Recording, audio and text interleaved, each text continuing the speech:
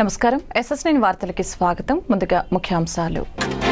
జార్ఖండ్లోని ధన్బాద్లో 35,700 కోట్ల విలువైన బహుళ అభివృద్ధి ప్రాజెక్టుకు శంకుస్థాపన చేసి దేశానికి అంకితం చేసిన ప్రధానమంత్రి. పిల్లల చదువు కోసం పేదలు అప్పుల పాలు కాకూడదు, సీఎం జగన్ వెల్లడి. పవన్ కళ్యాణ్ 4వ భార్య అతనే, మంత్రి అంబటి విమర్శ. జై భారత్ నేషనల్ పార్టీ అధ్యక్షుడు సిపిఐ మాజీ జేడీ వివి లక్ష్మీనారాయణను అరెస్టు చేసిన పోలీసులు. గుంటూరు పట్టణంలోని సంపత్ నగర్ లో విద్యుత్ సంస్థ ఆధ్వర్యంలో కంటైనర్ సబ్ స్టేషన్ ను ప్రారంభించిన లేల్లా అప్పిరెడ్డి. జగనన్న విద్యా దీవెన పథకం అమలు కార్యక్రమం గుంటూరులో శుక్రవారం ఘనంగా ఏర్పాటు చేశారు. ఈ మేరకు కలెక్టర్ కార్యాలయంలో ఏర్పాటు చేసిన కార్యక్రమంలో కలెక్టర్ వేణుగోపాల్ రెడ్డి, ఇతర ప్రజాప్రతినిధులు, అధికారులు పాల్గొన్నారు. మొత్తం 37,000 మంది విద్యార్థులు 31.28 కోట్ల చెక్కుల్ని అందజేశారు. పేదల విద్యాభివృద్ధికి సీఎం జగన్ ప్రత్యేక కృషి చేస్తున్నారని సందర్భంగా వెల్లడించారు. 23-24 సంవత్సరం మొదటి త్రైమాసానికి సంబంధించి గౌరవ ముఖ్యమంత్రి వర్యులు ఈరోజు పామరు నుండి లాంఛనంగా విడుదల చేయడం జరిగింది. సో ఈ కార్యక్రమంలో మన జిల్లాకు సంబంధించిన 37,064 మంది విద్యార్థులకు సంబంధించి 33,145 మంది వారి తల్లుల అకౌంట్లకి ఈ రోజున గౌరవ ముఖ్యమంత్రి గారు ప్రారంభించినటువంటి ఈ కార్యక్రమం ద్వారా 31,28 రూపాయలు లబ్ధి జరుగుతూ ఉంది. మంచి చదువులు చదువుకొని వారి కుటుంబాలని ఆర్థికంగాను సామాజికంగాను అభివృద్ధి పదంలోకి తీసుకొని వెళ్ళి తద్వారా జిల్లాని కూడా అభివృద్ధిలోకి తీసుకొని వెళ్తారని చెప్పి మనస్ఫూర్తిగా ఆశిస్తూ ఈ విద్యార్థులందరికీ కూడా శుభాభినందనలు తెలియజేస్తున్నాను. ప్రధానమంత్రి నరేంద్ర మోదీ ఈరోజు జార్ఖండ్లోని సింద్రి, ధన్బాద్లో 35,700 కోట్ల విలువైన బహుళ అభివృద్ధి కార్యక్రమాలకు శంకుస్థాపన చేసి జాతికి అంకితం చేశారు. నేటి అభివృద్ధి ప్రాజెక్టులు ఎరువులు, రైలు, విద్యుత్ మరియు బొగ్గు రంగాలను కలిసి ఉన్నాయి. మోదీ HURL మోడల్ను పరిశీలించారు మరియు సింద్రి ప్లాంట్ కంట్రోల్ రూమ్ ను కూడా సందర్శించారు. సమావేశాన్ని ఉద్దేశించి ప్రధానమంత్రి నరేంద్ర మోదీ మాట్లాడుతూ ఈరోజు జార్ఖండ్లో 35,700 కోట్ల కంటే ఎక్కువ విలువైన అభివృద్ధి కార్యక్రమాలు ప్రారంభించడం జరిగిందని, రాష్ట్ర రైతులు, ఆదివాసీలు, పౌరులకు శుభాకాంక్షలు తెలిపారు. కృష్ణా జిల్లా పామరులో సీఎం జగన్ పర్యటిస్తున్నారు. జగనన్న విద్యా దీవెన పథకం కింద అక్టోబర్, డిసెంబర్ 2023 త్రైమాసికానికి సంబంధించి నిధులను విడుదల చేశారు. రాష్ట్రంలో ఉన్నత విద్యను అభ్యసిస్తున్న 9.44 లక్షల మంది విద్యార్థులకు జగనన్న విద్యా దీవెన కింద 708 కోట్లను సీఎం జగన్ విడుదల చేశారు. ఏ మీడియంలో చదువుతున్నారు అని చెప్పి మీలో ఎవరైనా కూడా వాళ్ళని గట్టిగా నిలదీస్తే మాత్రం ఏ ఒక్కరూ కూడా చెప్పరు వాళ్ళ పిల్లలు, వాళ్ళ మనవళ్ళు, మనవరాళ్ళు తెలుగు మీడియంలో చదువుతున్నారు అని చెప్పి. వాళ్ళ పిల్లలేమో ఇంగ్లీష్ మీడియంలోనే చదవాలి. నేను చెప్తా ఉన్న ప్రతి మాట కూడా ఆలోచన చేయమని కోరుతా ఉన్నా. తల్లిదండ్రులు, పిల్లలు అందరూ కూడా గమనించాలని చెప్పి కూడా కోరుతా ఉన్నా. పెత్తందారులైన వారికో ధర్మమట, వారి పిల్లలకు ఓ బడంట, మన పిల్లలకు ఇంకో బడట, వారి చదువులు వేరట. ఆలోచన చేయమని అడుగుతా ఉన్నా. పెత్తందారి మనస్తత్వాలు చూడమని అడుగుతా ఉన్నా.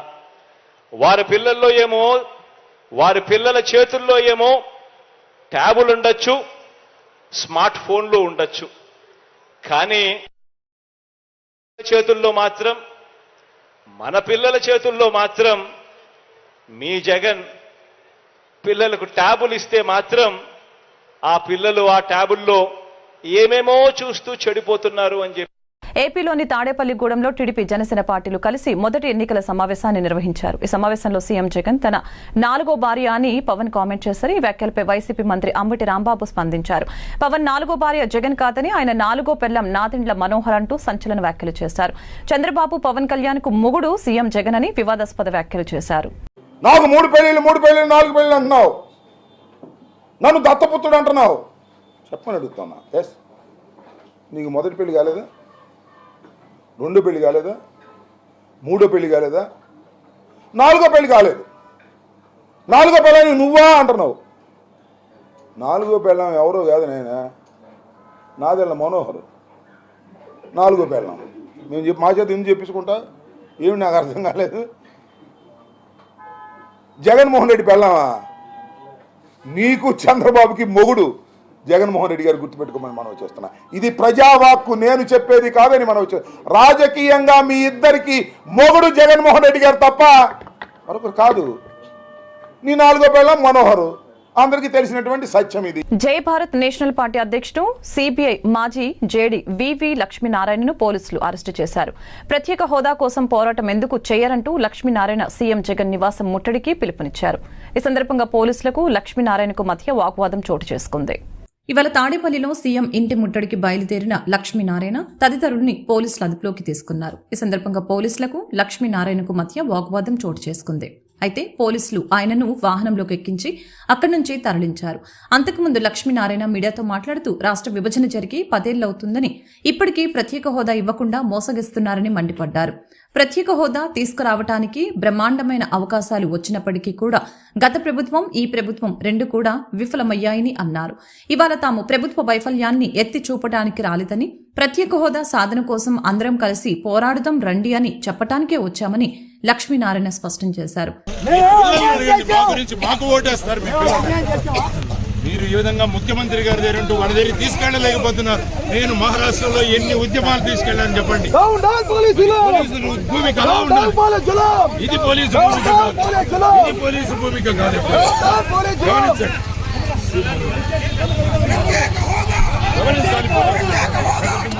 తక్కిలపాడు సమీపంలో గురువారం అర్ధరాత్రి సుమారు 12 గంటల సమయంలో జరిగిన రోడ్డు ప్రమాదంలో 3 మృతి చెందారు. ఇద్దరికి తీవ్రంగా గాయాలవ్వగా మరొకరు చిన్నపాటి గాయాలతో బయటపడ్డారు. కాగా ప్రమాదం గురించి తెలిసిన వెంటనే స్థానిక జీజీహెచ్కు వెళ్లిన పెమ్మసాని బాధితుల్ని పరామర్శించి ప్రమాద వివరాలను అడిగి తెలుసుకున్నారు. ప్రమాదంలో మంగళగిరికి చెందిన గార్లపాటి వెంకట సుబ్బమ్మ, గార్లపాటి శామ్ దీక్షిత్, గార్లపాటి పావని అక్కడికక్కడే మృతి చెందగా ఏకల లక్ష్మణ్ శ్రీకాంత్, గార్లపాటి నాగలక్ష్మి తీవ్రంగా గాయపడ్డారు. చనిపోయిన ఒక్కొక్కరికి 50,000 చొప్పున, ముగ్గురికి 1.50 లక్షలు, గాయపడ్డ వారిలో ఒక్కొక్కరికి 25,000 చొప్పున 75,000 రూపాయలను వెరసి 2.25 లక్షలని పెమ్మసాని ఆర్థిక సాయంగా అందజేశారు. జరిగిన రోడ్డు ప్రమాదంపై టీడీపీ జాతీయ ప్రధాన కార్యదర్శి నారా లోకేష్ స్పందించారు. లోకేష్ టీడీపీ తరపున మృతుల కుటుంబాలను తాను పరామర్శించానని టీడీపీ నాయకులు డాక్టర్ పెమ్మసాని చంద్రశేఖర్ అన్నారు. మృతులకు గాయాల పాలైన వారికి తమ వంతు ఆర్థిక సాయం అందించామని, అవసరాన్ని బట్టి మరే ఇతర సాయానికైనా సిద్ధంగా ఉన్నామని పెమ్మసాని తెలిపారు. హాస్పిటల్లో ఉండటం అనేది చాలా విషాదకరం. లోకేష్ గారు ఇక్కడ లేరు, ఆయన వేరే ప్రోగ్రాంలో ఉన్నారు. వారి తరపున, తెలుగుదేశం పార్టీ తరపున మేము వచ్చి మాకు చేయగలిగినటువంటి ఆర్థిక సహాయం ఈరోజు చేశాం. ఇంకా అవసరమైతే తెలుగుదేశం పార్టీ తరపున మేము ఆదుకుంటామని తెలుపుకుంటూ సెలవు తీసుకుంటున్నాను. ప్రమాదం చాలా దురదృష్టకరం. తెలుసుకున్నటువంటి వెంటనే లోకేష్ గారు, అలాగే మా తెలుగుదేశం పార్టీ పార్లమెంట్ అభ్యర్థిగా పోటీ చేయబోతున్నటువంటి పెద్దలు డాక్టర్ పెమ్మసాని చంద్రశేఖర్ గారు వెంటనే తెలుగుదేశం పార్టీ కుటుంబ సభ్యులను ఆదుకోవడానికి వెంటనే వచ్చి వారికి ఆర్థిక సహాయం చేయడంతో పాటు వాళ్ళకి జరుగుతున్నటువంటి ట్రీట్మెంట్, అలాగే వాళ్ళ కుటుంబ సభ్యుల్ని ఓదార్చేటువంటి కార్యక్రమాన్ని చేయడం నిజంగా తెలుగుదేశం పార్టీ కుటుంబ సభ్యులందరికీ కూడా ఇటువంటి నాయకులు దొరకడం అదృష్టంగా భావిస్తూ, తప్పకుండా ఎవరైతే క్షతగాత్రులు ఉన్నారో, చనిపోయినటువంటి కుటుంబ సభ్యులు ఉన్నారో వారందరికీ కూడా తెలుగుదేశం పార్టీ అలాగే పెమ్మసాని చంద్రశేఖర్ గారు పూర్తిగా అండగా ఉంటారని చెప్పి సందర్భంగా తెలియజేస్తూ, మృతి చెందిన వారందరికీ కూడా వారి కుటుంబ సభ్యులకి సానుభూతి తెలుపుతా ఉన్నాం. చాలా దారుణం జరిగింది.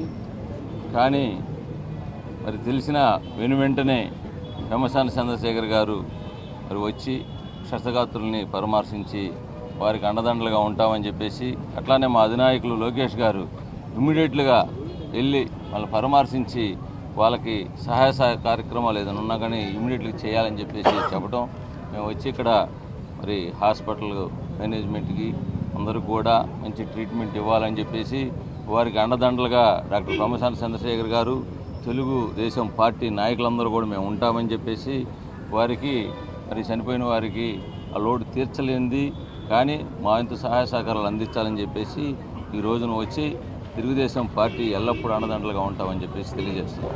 గుంటూరు పట్టణంలోని సంపత్ నగర్ లో విద్యుత్ సంస్థ ఆధ్వర్యంలో కంటైనర్ సబ్ స్టేషన్ ను ప్రారంభించడం జరిగింది. ఈ సందర్భంగా ఎమ్మెల్సీ అప్పిరెడ్డి మాట్లాడుతూ, లో వోల్టేజ్ వలన ఇబ్బంది పడుతున్న ప్రజలకు ఆ సమస్యను పరిష్కరించడానికి ఇదివరకు గుంటూరులో ఎక్కడా లేని విధంగా ఈ కంటైన్ సబ్ స్టేషన్ ను ప్రారంభిస్తున్నట్లు తెలిపారు.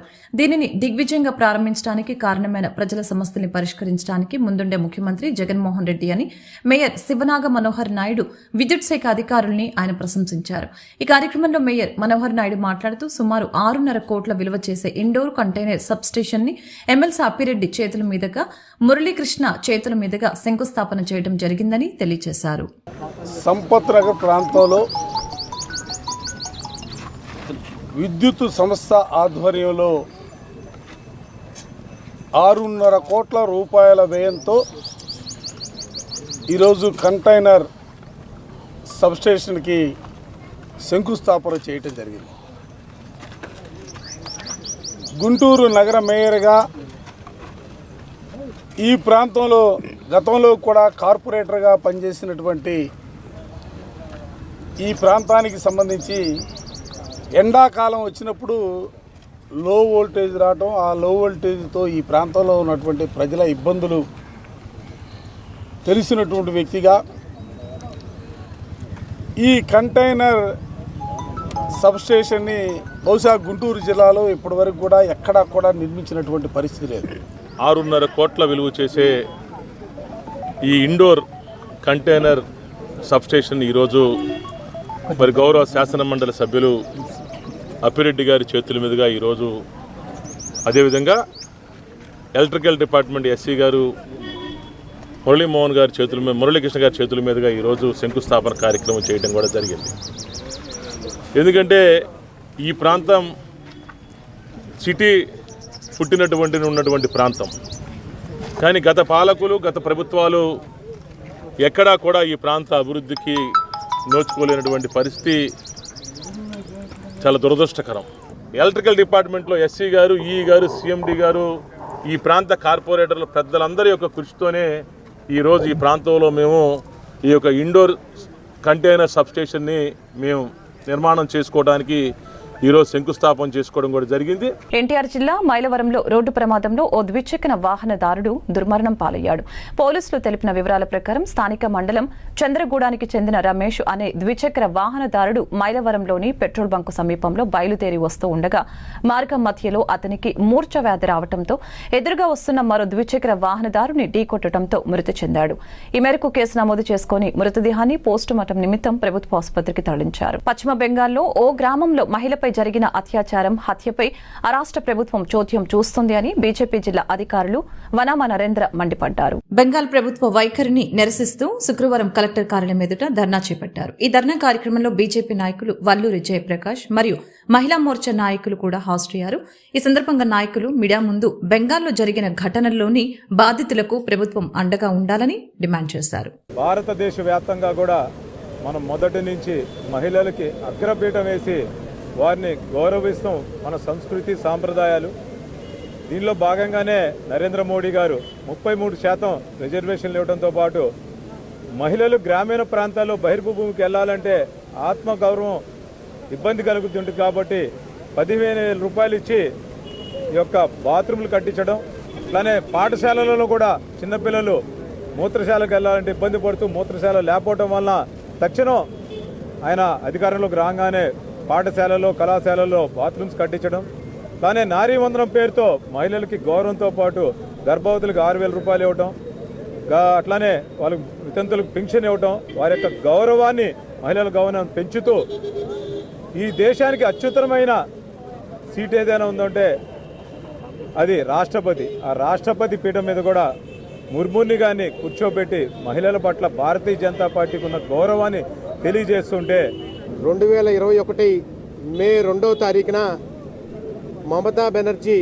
మరొకసారి అధికారంలోకి చేపట్టిన తర్వాత వెస్ట్ బెంగాల్ మొత్తం మహిళల పట్ల దాడులు, అరాచకమైనటువంటి పరిస్థితులు, ఏదైతే మహిళలను కాపాడుకోవడం కోసం నరేంద్ర మోదీ గారు ఒక పక్క ప్రయత్నం చేస్తూ ఉంటే స్వయంగా మహిళా ముఖ్యమంత్రి అయినటువంటి మమతా బెనర్జీ గారు అధికారం చేపట్టిన తర్వాత మే 2వ తారీఖున సాయంత్రం టీఎంసీ తృణమూల్ కాంగ్రెస్ సంబంధించినటువంటి గూండాలు ఎవరైతే ఉన్నారో పంకజ్ ఉదాస్ అనే పింకీ ఉదాస్ అనేటటువంటి ఒక Bharatiya Janata party election agent మీద ఆ రోజు సాయంత్రం రేప్ చేసి ఆమెని హత్య గావించినటువంటి పరిస్థితి మనం అక్కడ చూసాం.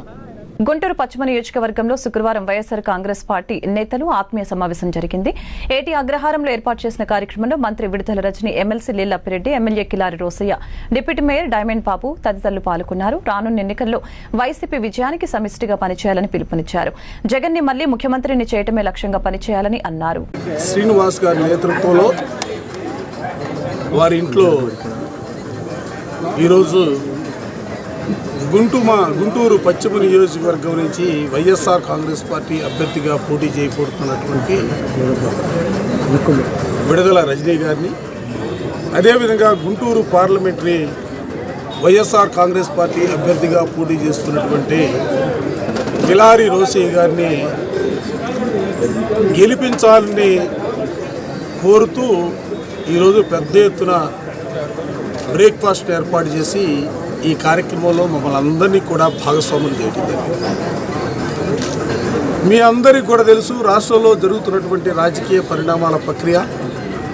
గౌరవ ముఖ్యమంత్రి జగన్మోహన్ రెడ్డి గారు ముఖ్యమంత్రిగా పదవీ బాధ్యతలు స్వీకరించిన రోజు నుంచి కూడా ఈ రాష్ట్రంలో పేదల జీవితాల్లో మార్పు తీసుకురావడానికి సంబంధించి, పేదరికం తొలగించడానికి సంబంధించి అనేకమైనటువంటి సంక్షేమ కార్యక్రమాలు, ప్రభుత్వ పథకాలను తీసుకొని దిగ్విజయంగా 4 సంవత్సరాల 10 నెలల కాలం పూర్తి చేయడం జరిగింది. గుంటూరు వెస్ట్ నియోజకవర్గ గెలుపు దిశగా మరి ఇక్కడ ఉన్నటువంటి మా వైఎస్ఆర్ కాంగ్రెస్ పార్టీ నాయకులు, కార్యకర్తలు, అభిమానులు అందరం కూడా కలిసికట్టుగా పనిచేయబోతూ ఉన్నాము.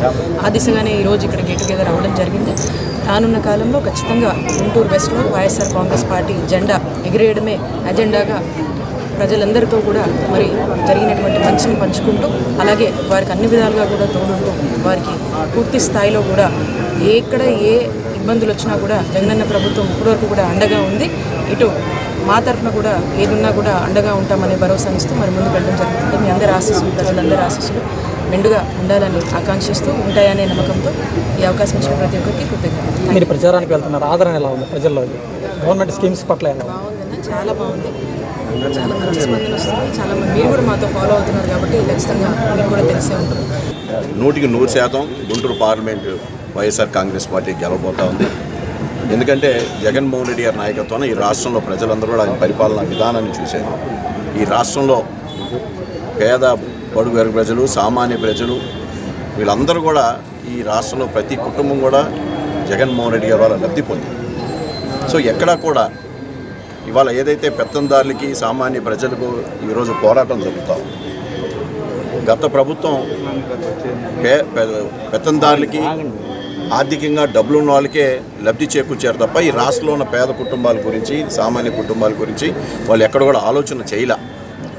దాన్నే జగన్మోహన్ రెడ్డి గారు తీసుకోవడం జరిగింది ఈరోజు రాష్ట్ర వ్యాప్తంగా. అందుకనే వైఎస్ఆర్ కాంగ్రెస్ పార్టీ ఏ సర్వేలు చూసినా, ఏది చూసినా వైఎస్ఆర్ కాంగ్రెస్ పార్టీ స్వీప్ చేయబోతాం అనేది కూడా ఇది ఒక నిదర్శనం. పశ్చిమ బెంగాల్ రాష్ట్రంలో శాంతి భద్రతలు పూర్తిగా క్షీణించాయని భారతీయ జనతా పార్టీ నేతలు ఆరోపించారు.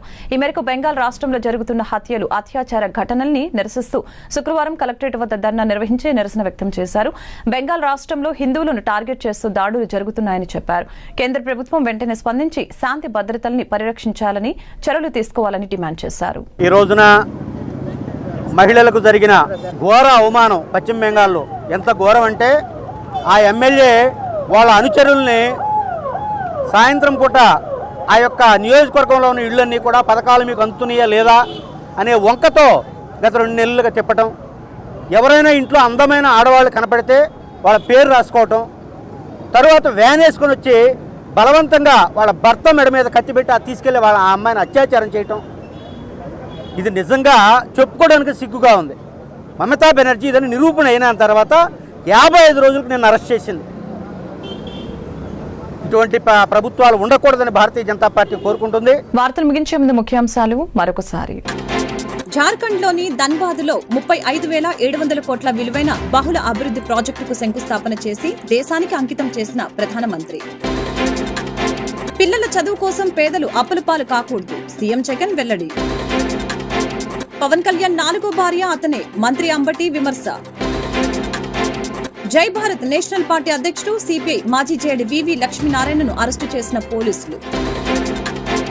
గుంటూరు పట్టణంలోని సంపత్ నగర్ లో విద్యుత్ సంస్థ ఆధ్వర్యంలో కంటైనర్ సబ్ స్టేషన్ ను ప్రారంభించిన లేల్లా అప్పిరెడ్డి. ఈ వార్తలు ఇంతటితో సమాప్తం. మరొక బులెటిన్ మళ్ళీ కలుద్దాం. నమస్కారం.